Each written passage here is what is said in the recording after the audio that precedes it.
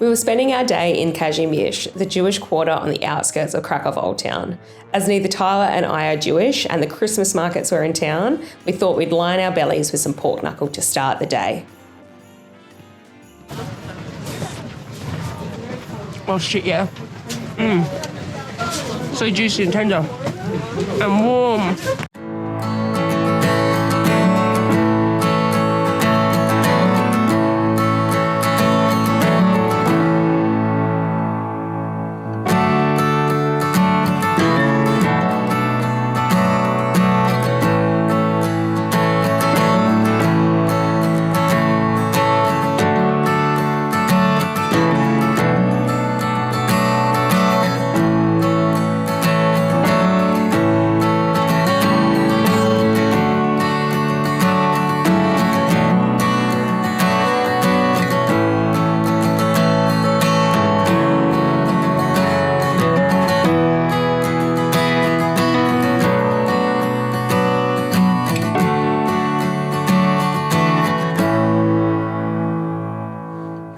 We're here in Kazimierz, which is the Jewish quarter in Krakow. It's called Kazimierz after King Kazimierz the Great, who created this area because there was overcrowding in Krakow's central old town. A lot of people think that this area was a ghetto during World War II, but it wasn't. It was just a distinct Jewish community who lived in this neighbourhood.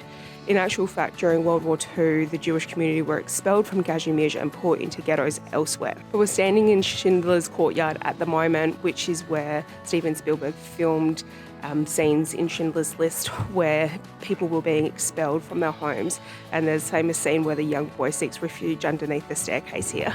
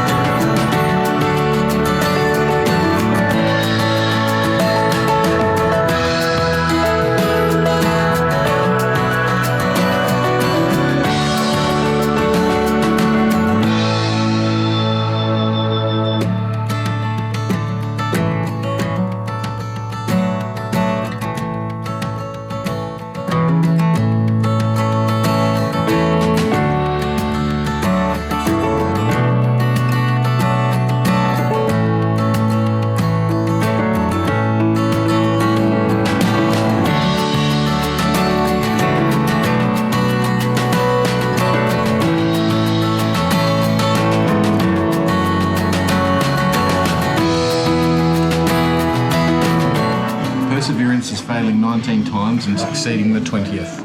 Julian Andrews.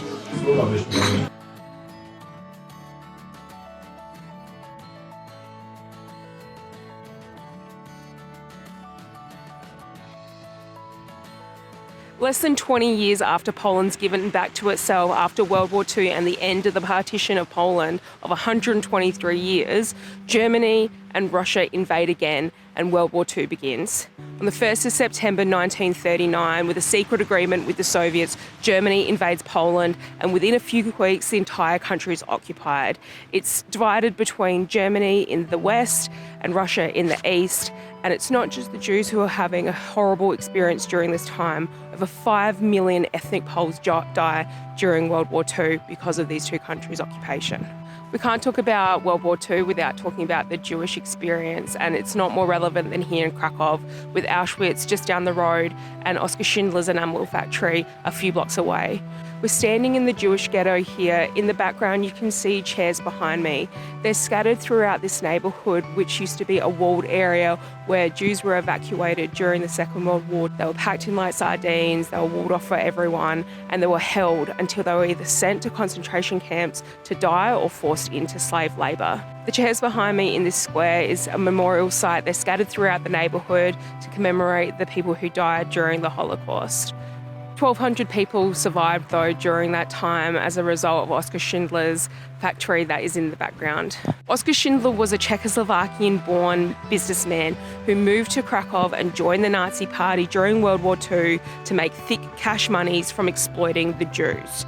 He initially started by trading secrets with the Germans and got into good favour with them, and then he starts his business and makes a lot of money with his enamel factory.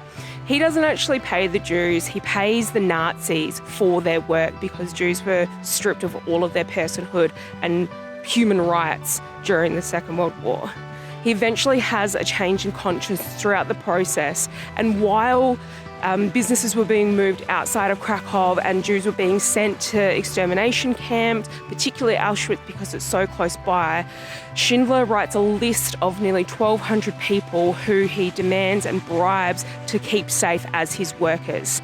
This list then becomes the basis of Schindler's List, the 1993 movie that Steven Spielberg directed and filmed here in Krakow that tells that story.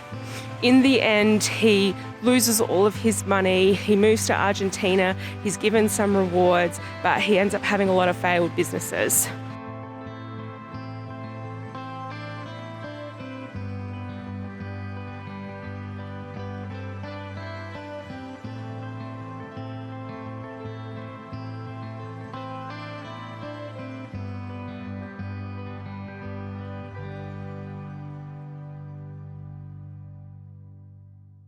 The things that's nuts with Poland is that during World War II, when Germany does eventually open up an Eastern Front and the Soviets and the Germans no longer have this alliance, so the Soviets don't leave Poland. They don't sort of think that they've done anything wrong, give the country back to itself. They continue to occupy, make friends with some communist parties here, and then eventually at the end of World War II, when the Yalta Agreement happens and the big three meet to decide what they're going to do with post-war Europe, Soviet Union comes through and takes over these eastern blocs under the guise that they're just going to be caretakers for a little while, but never give the Eastern Bloc countries back to themselves, never give them the vote, and just replace the tyranny of the Nazis during World War II with their own tyrannical reign during the Eastern Bloc for the next 45 years until its dismantlement at the end of the 1980s.